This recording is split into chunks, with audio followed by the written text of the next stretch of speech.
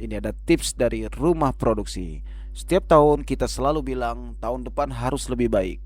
Tapi pertanyaannya, kenapa hidup kita terasa gitu-gitu aja? Apa karena tahunnya yang salah? Atau karena cara kita menyambutnya yang keliru? Tahun baru sering kita sambut dengan kembang api, pesta, bakar-bakar, resolusi yang indah di awal, tapi hilang di Februari. Di video ini kita akan bahas apa saja yang benar-benar perlu diperhatikan saat menyambut tahun baru. Bukan versi motivasi kosong, tapi versi realistis, dewasa, dan relevan dengan kehidupan kita hari-hari. Simak. Yang pertama, makna tahun baru yang sering salah kaprah. Banyak orang mengira tahun baru hidup baru, padahal kenyataannya masalah tetap ada, tanggung jawab tidak hilang, luka lama tidak otomatis sembuh.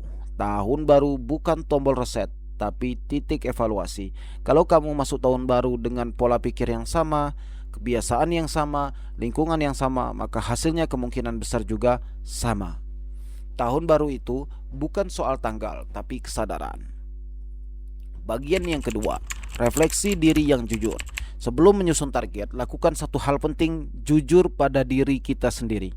Tanyakan, apa yang paling menguras energi saya tahun 2025? Kesalahan apa yang paling sering saya ulang?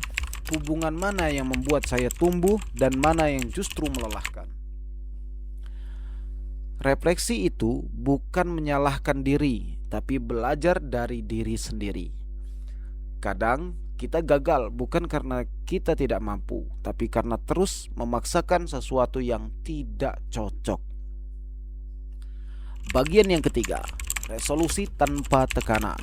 Resolusi sering gagal karena terlalu banyak, terlalu sempurna, dan juga terlalu mengikuti standar orang lain. Daripada tahun ini harus sukses, harus kaya, harus bahagia, harus produktif, lebih baik lebih sehat 10%, lebih tenang 10%, lebih konsisten dari tahun lalu. Fokus pada kemajuan kecil tapi nyata. Karena hal yang besar dilakukan dari hal-hal yang paling kecil. Ingat, hidup bukan lomba tapi perjalanan panjang. Bagian yang keempat, keuangan. Jangan mulai tahun dengan kacau. Tahun baru, momen terbaik mengatur keuangan. Perhatikan, catat pengeluaran, bedakan kebutuhan dan keinginan. Jangan gengsi demi konten dan gaya hidup. Seringkali bukan gaji yang kecil, tapi pengelolaan yang ceroboh. Mulai dari hal yang sederhana, sisihkan tabungan di awal, kurangi belanja, punya dana darurat. Tenang secara finansial, tenang secara mental. Bagian yang kelima, kesehatan fisik dan mental.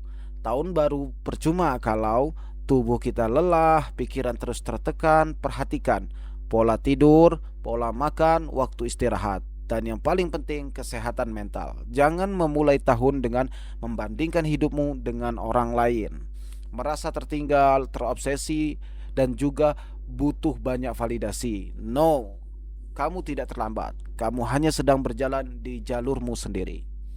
Bagian keenam, lingkungan dan hubungan sosial. Tahun baru juga tentang siapa yang kita biarkan dekat dengan kita. Evaluasi, lingkungan yang mendukung, lingkungan yang penuh drama, hubungan yang sehat versus melelahkan. Tidak semua orang harus kamu pertahankan. Tidak semua hubungan harus diperjuangkan.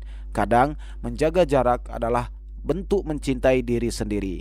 Bagian yang ketujuh, sikap terhadap hidup di tahun baru. Masuk tahun baru dengan sikap lebih sabar, lebih sadar, dan juga rendah hati. Hidup tidak harus selalu naik.